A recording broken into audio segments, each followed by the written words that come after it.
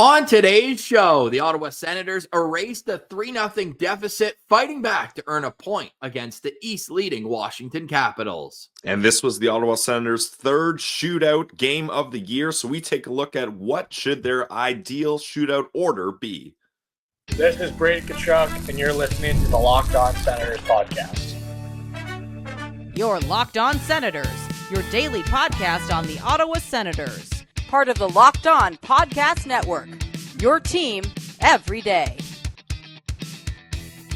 Welcome! You are locked on to the Ottawa Senators, the only daily podcast covering the Sens. On the outskirts of enemy territory, I'm Ross Levitan, alongside Brandon Piller up in the Blue Mountains. Today is Tuesday, March 4th, and Pillsy, if you had told me at 3-0 that the Senators were going to earn a point, I would have taken it, started the car, and driven all the way to Chicago. Yeah, although it's disappointing how tight this race is, you don't get 2 points when you're down to the top team in the East halfway through the game, 3-0, and you end up finding a way to get a point. And they were close, Ross. They had a power play in overtime. They had a couple good chances.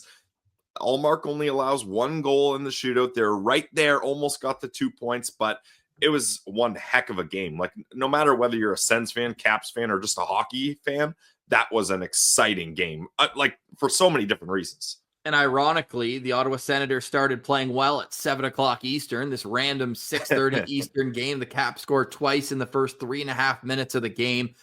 Oh boy, I thought it was going to be a long, long night. But Ottawa, it felt like they got back into it in a 2-play situation. First, the unbelievable blocker save from Linus Ullmark, sliding across to rob Alexander Ovechkin, and then Brady Tkachuk dropping the gloves with Tom Wilson.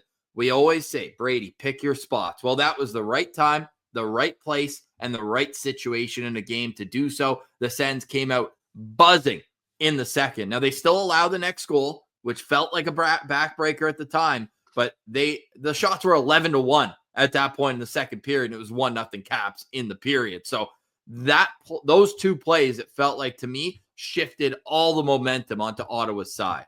Yeah, those were big ones for sure. And I think Shane Pinto, Ross, as soon as Shane Pinto scored that goal to make it 3-1, we should have been like, all right, they legitimately have a chance here, because coming into this game, the Ottawa Senators were 9-0-0 when Shane Pinto scored a goal. Now, they don't get the win here, but 9-0-1 when Pinto scores a goal is still a pretty good record.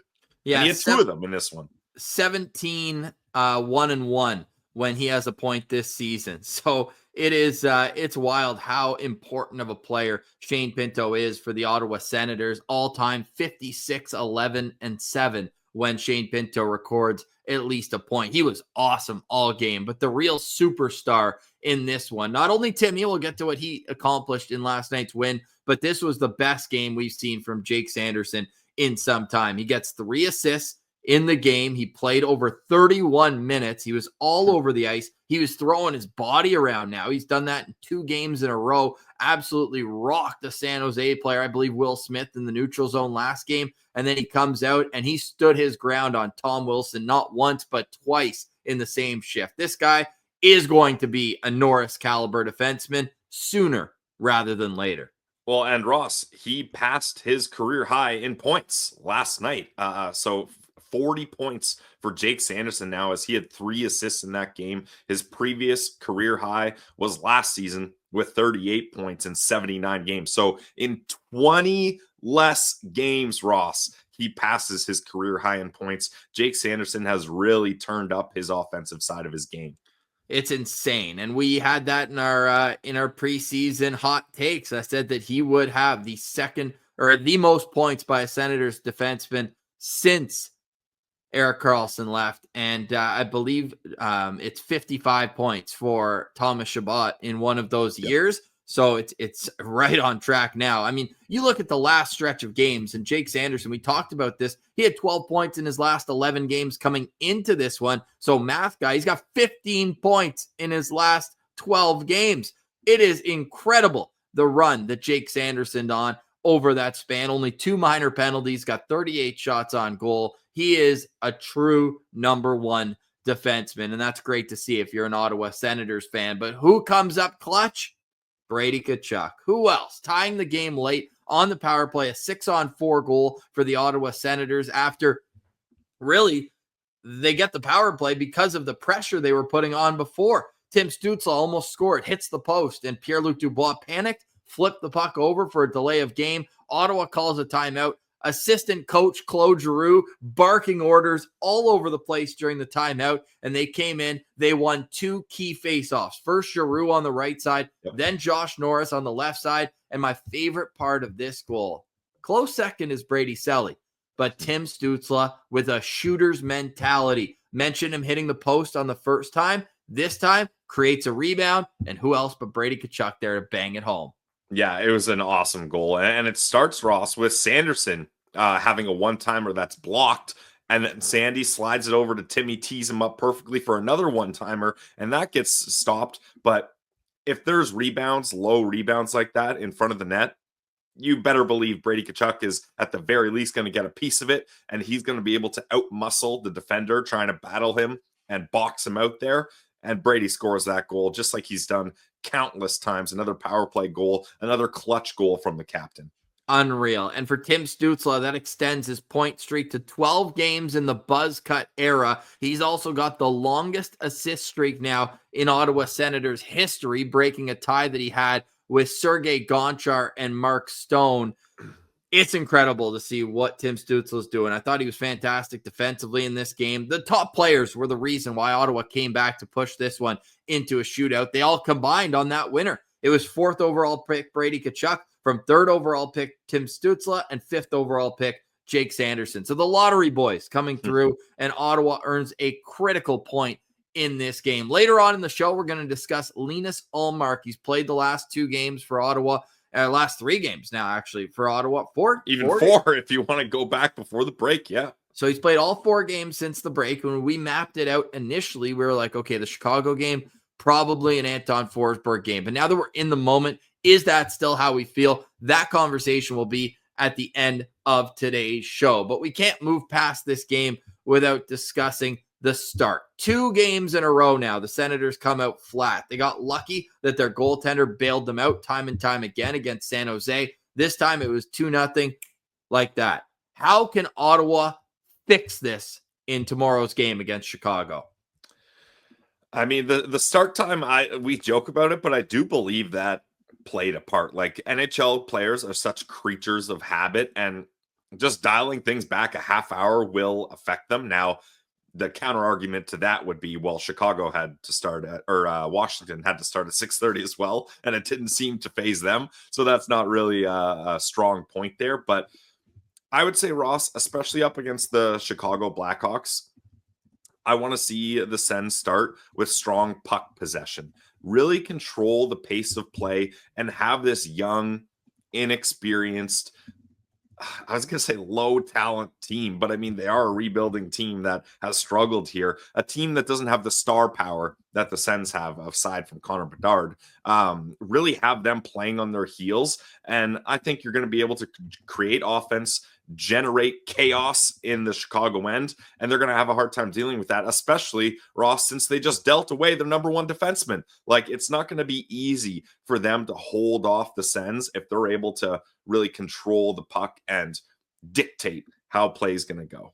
Yes, and we'll get to a game day preview tomorrow, but Spencer Knight, who came back in that trade for Seth Jones, was phenomenal in his debut with Chicago. Okay, as we kind of take a deep breath here, one other note that I really think could be critical down the stretch, because you got to find different ways to win. Now that's back-to-back games where you're trailing going into the 3rd period and find a way to get a point. The Sens record when they were trailing after 2 periods on the road this season, they had 0 points in those situations. They were 0-12-0 on the road. They're 2-8 at home because they got the win over San Jose. So a week ago, they were 1-20-0 when trailing after 2 periods, and they're 1-0-1 in their last 2. So you have to find different ways to win, and that shows that this team is not going to put in the towel and wave the white flag. Down 2 goals going into the 3rd period against the best team in the Eastern Conference. you got to tip your hat, but also say, hey, look, shootouts can go either way. We can't let that go to a shootout against Chicago. We need to put our foot down, be the better team, and leave there with 2 points. Speaking of the shootout, though, there was some talk online. What was up with the order? We'll discuss our ideal order on the other side. You're listening to Locked On Senators, your team every day. Today's episode is brought to you by our friends over at Wonderful Pistachios. Are you looking for a snack that's both delicious and nutritious? Well, crack into a good source of protein with Wonderful Pistachios. Wonderful Pistachios are one of the highest protein nuts. Each 1 ounce serving has 6 grams of protein, giving you over 10% of your daily value. Plus, they're packed with fiber and better for you unsaturated fats to keep you feeling fuller longer. My favorite flavor is the salt and pepper one. Find that in the purple colored bag. But if you don't want to waste your time cracking the shells, you can get the no shells variety where it's just straight up pistachios and you can snack away. It's an awesome snack for if you're at your desk podcasting, if you're on the road, or if you're having a nice lunch out at the park. Maybe not in March, but when summer comes around, that's a great snack. And the awesome part about it is you have to work a little with the shells and you get a little reward each time you put the work in, and it's worth it every single time. So get snacking and get cracking with the snack that packs a protein punch. Visit wonderfulpistachios.com to learn more. Today's episode is also brought to you by the Glebe Central Pub. I'm still buzzing from Saturday night at the Glebe Central Pub. We were there at 779 Bank Street all afternoon with a number of fantastic citizens who didn't just sell out one bus, but 2 buses for a Saturday game in March against the San Jose Sharks. We love and appreciate each and every one of you that is making the Glebe Central Pub your neighborhood pub in the heart of the Glebe. It was Hamburglar night, so of course, Pilsy and I had to get the smash burger. Absolutely delicious with the fries on the side. Cannot recommend it enough. The vibes when we got back, Nick Cooper was stringing along the music. They got live music every Saturday night at the Glebe Central Pub. Just another reason to take the shuttle. It leaves an hour and 15 minutes before the game from the pub. How quick did we get there, Pilsy? We were there before warm-ups for sure. Yeah, I mean, there were some people, Ross, that were at the Glebe Central Pub, and they said, hey, guys, I know the shuttle's awesome, but I really want to get the Jake Sanderson bobblehead, so I'm going to be leaving early because I don't know if Sue's going to get us there in time. And you and I kind of said, well, we're going to stick here, have a good time, get a couple drinks, get our burgers in us, and we're confident that Sue will get us there in time to get the bobbleheads. And we got our Jake Sanderson bobbleheads. We did. Hey, Nick Spence, we hear you there. But hey, Nick had a great time at the GCP, so we love to see that. And we love seeing all our great citizens at the GCP. When you go there on a Sens game day, let them know that Locked On Senators sent you and get 10% off your order. Check out the place where the vibes are free. That's the GCP. They're at 779 Bank Street, right in the heart of the Glebe.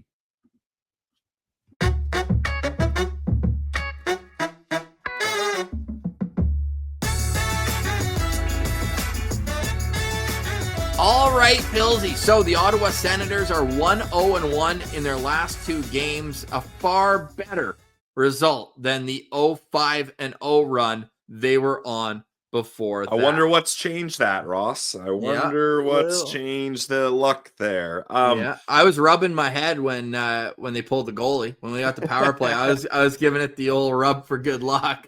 Before we get into our next topic, Ross, so we talked about this on the postcast. I'm curious to get your opinion. What would you think if the way things shake out, and it's very possible, maybe even likely, that we could have just witnessed a round 1 opponent matchup in the Washington Capitals? I mean, they're probably going to finish first. The Senators likely could sneak into that final wildcard spot, which would put them up against the Caps.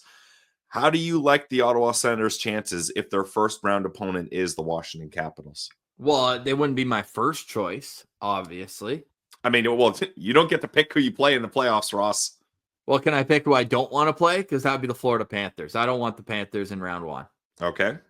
So that leaves, well, Tampa could still win the Atlantic. That could be a matchup. I don't want Tampa either. Yep.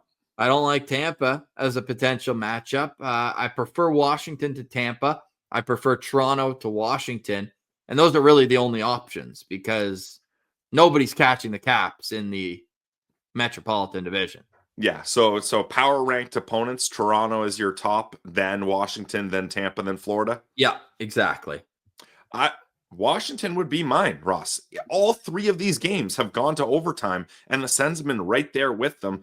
Now, I'm not about to say that the Washington Capitals are frauds. I'm not saying that, but I do think their record is a little inflated here. And I think if the Senators got them to a 7-game series, if they went all the way, like, I don't think they would get blown out of the water here. Like, they've all been close. The Sens match up well against them, and especially, I don't think the Caps are going to make big moves at the deadline, Ross. I think they're the kind of team where they're like, if it ain't broke, don't fix it.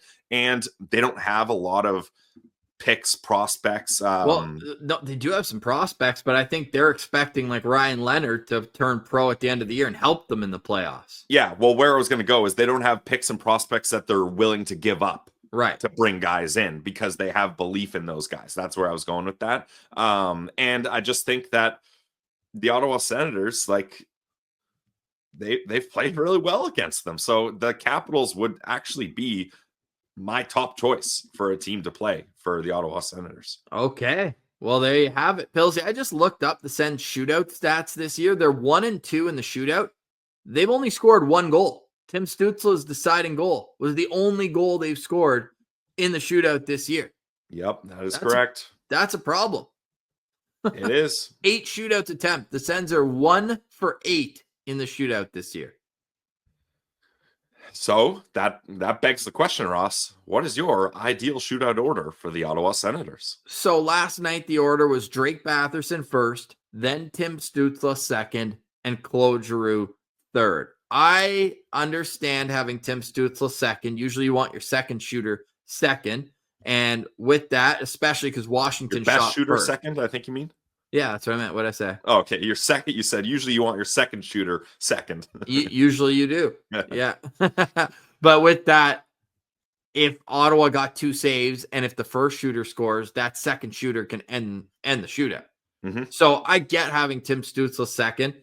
It feels like in the past, and there's a small sample size this year, but I feel like typically Josh Norris shoots first. So I was a little surprised seeing Drake Batherson out there to take the first shot. Now, he had the best attempt out of all 3 of the guys. It was a great save, pulled it from behind his back. The second glove save on Timmy was so much mustard, mayo, so much sauce on that thing. It basically was in front of his pad, and it ended way above his head. But the first glove save was legit for sure. I would have Josh Norris shooting first. That's who I put in that situation.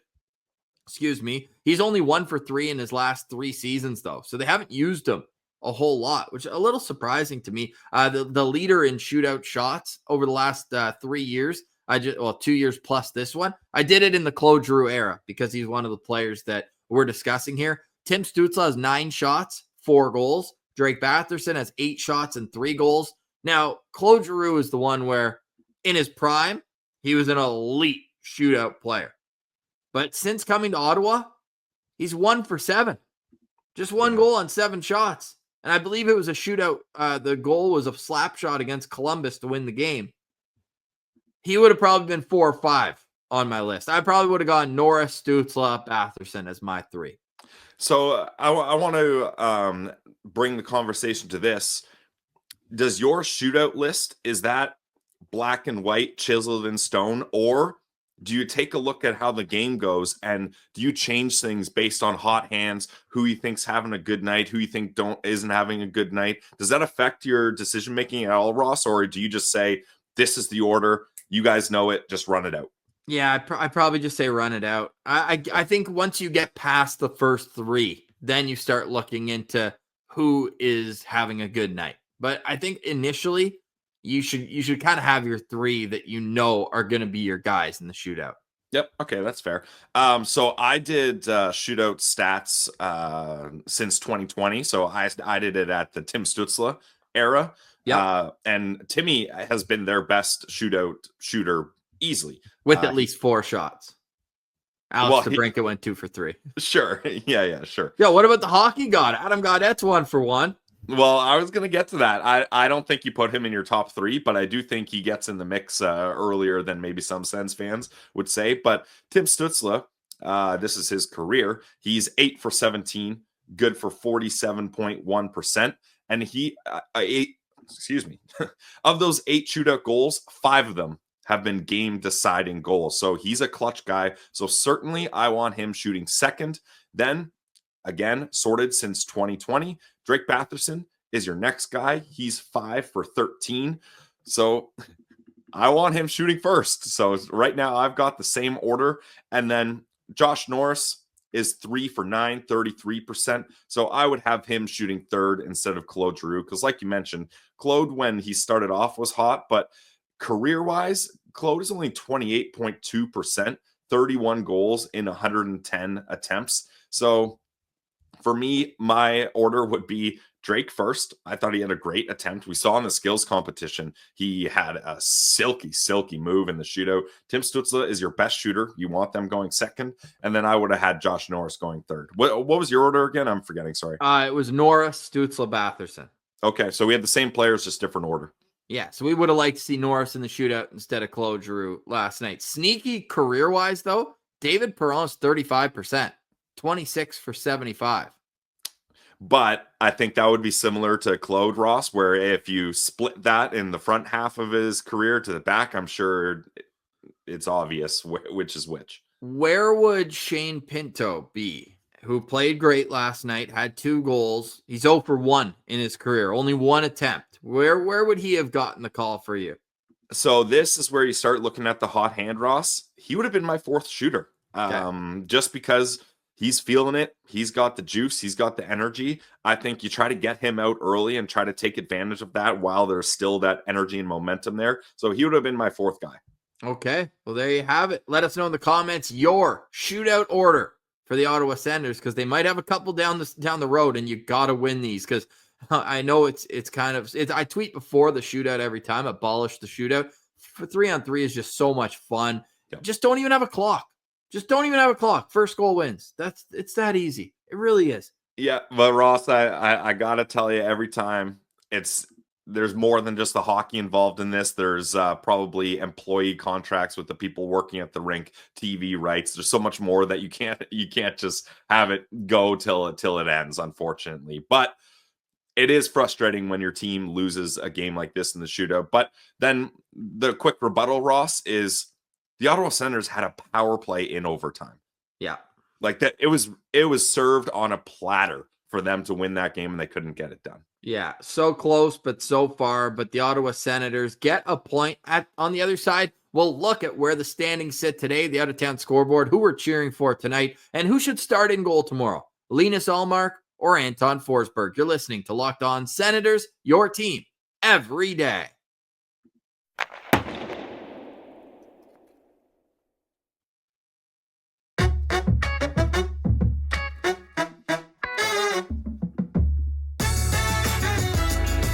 All right, Billsy, the Ottawa Senators now sit 1 point back of the final wild card spot. The only problem is the New York Rangers moved ahead of them with their win last night. They're at 66 points, although they have played one more game than all of Ottawa, Detroit, and Columbus. So the Senators look forward to tomorrow night's game, but tonight, a little scoreboard watching, 10 games in the National Hockey League, Pilsy, and lots of teams around the Sens.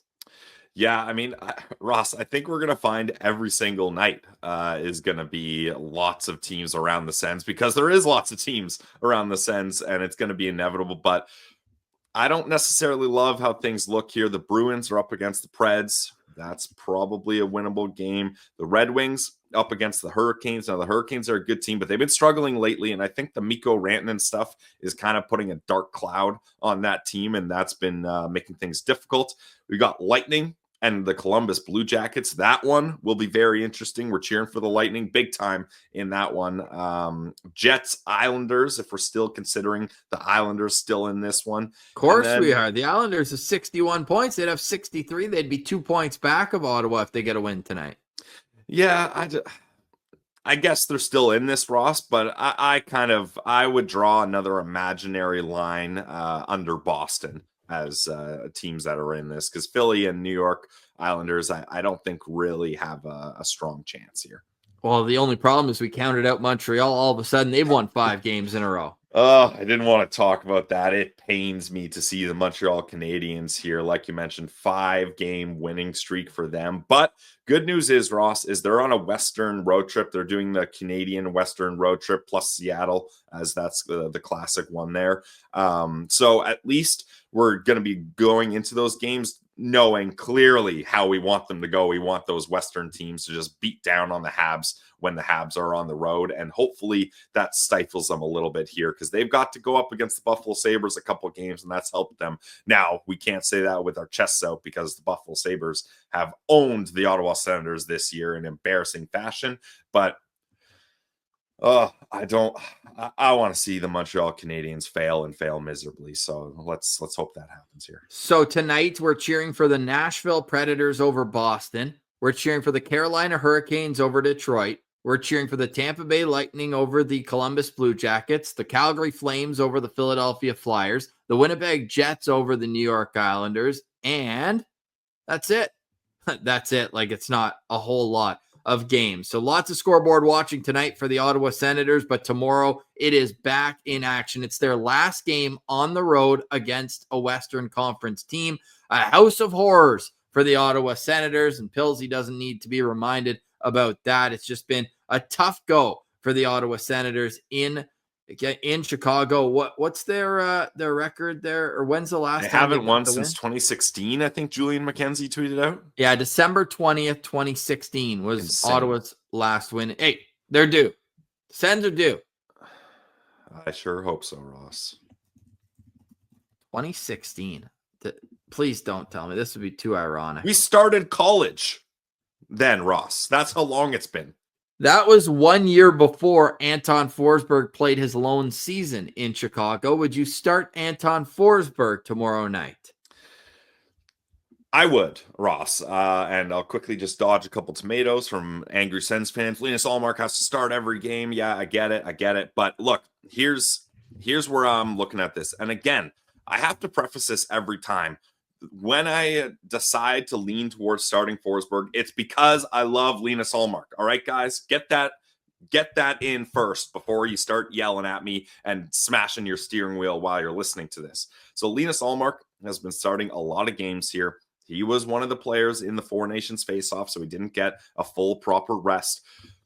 Obviously, all points are big, but this is a game that I'm hoping the Ottawa Senators, their forwards, their offense can really thrive here, and the goaltending shouldn't be the number one factor. You need your goalie to play well every game, but I want to give Linus Ullmark a break here, because we have huge games from March 8th to March 18th. So a 10-day stretch. They're playing the New York Rangers on Saturday, the 8th. That's massive. Then only 1 day off, and then they're up against the Red Wings. That's another massive game.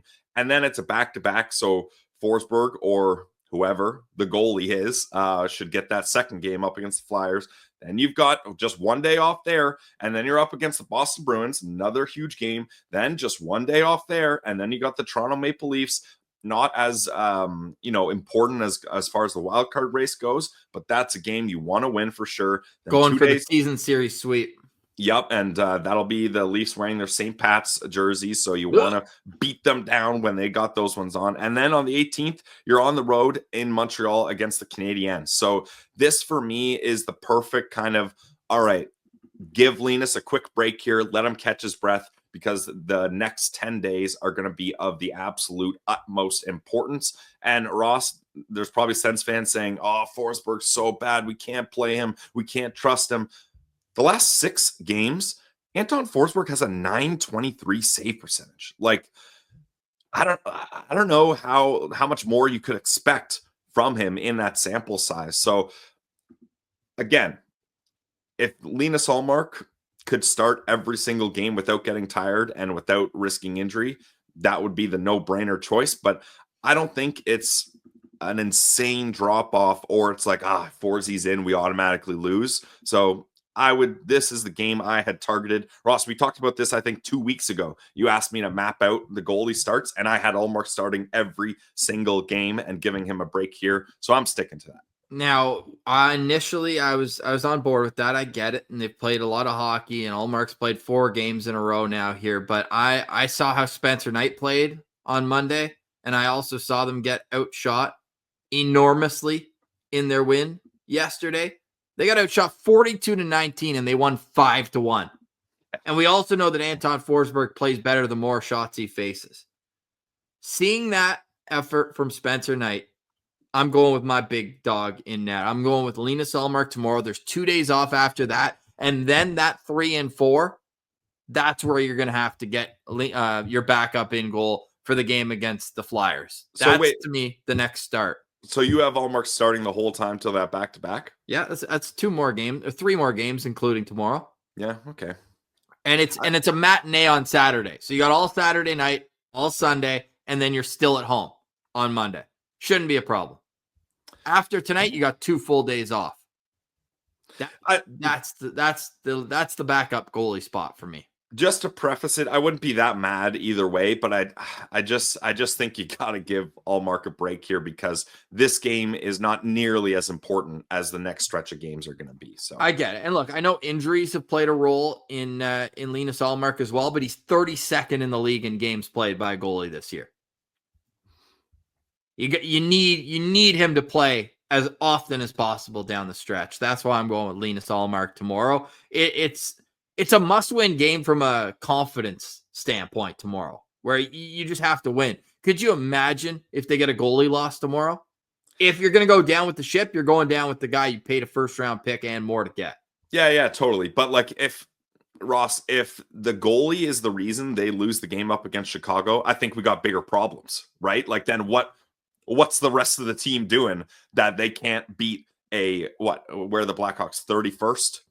Look where LA is in the standings. Yeah, that's I don't want to be LA. But I mean, okay, then LA. What the heck happened that they lost 5-1? I don't think you can blame that all on their goalie, or I would hope not. 5 goals on 19 shots. Yeah, but you got to find ways. You got to find other ways. I don't know. I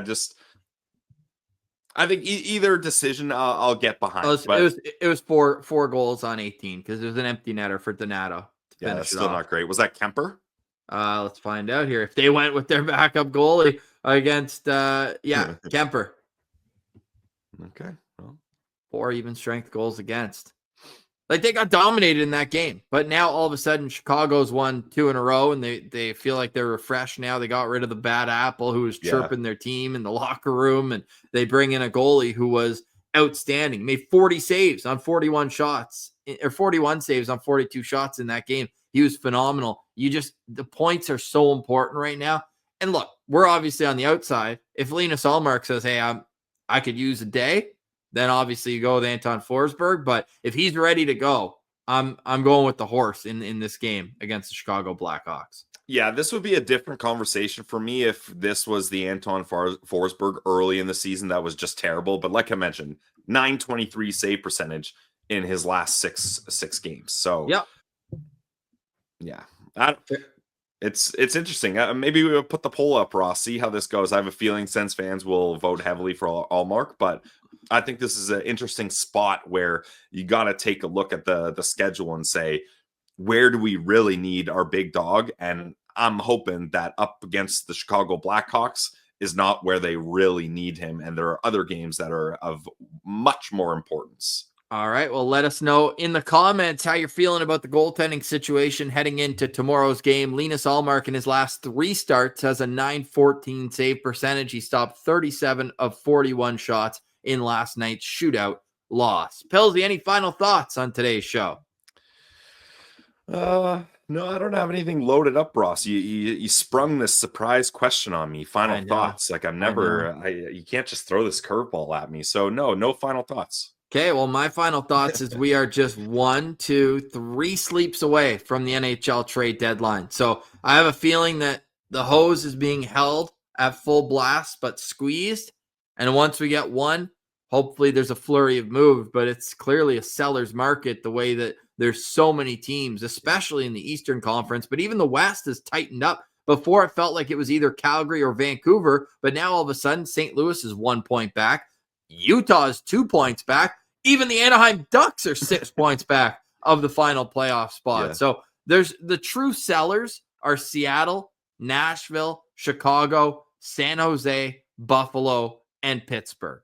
Maybe the Islanders, maybe the Flyers, but there's only a select amount of teams here that are fully sellers. So we'll see how it goes up until the 3 p.m. deadline. We'll have it when it breaks, anything involving the Ottawa Senators, and we'll be back for a game day preview tomorrow before the Sens take on the Blackhawks. For today, we say goodbye. For Brandon Piller, I'm Ross Levitan. Thank you for liking, watching, listening, and engaging with the show. This has been another edition of the Locked On Senators podcast, your team every day.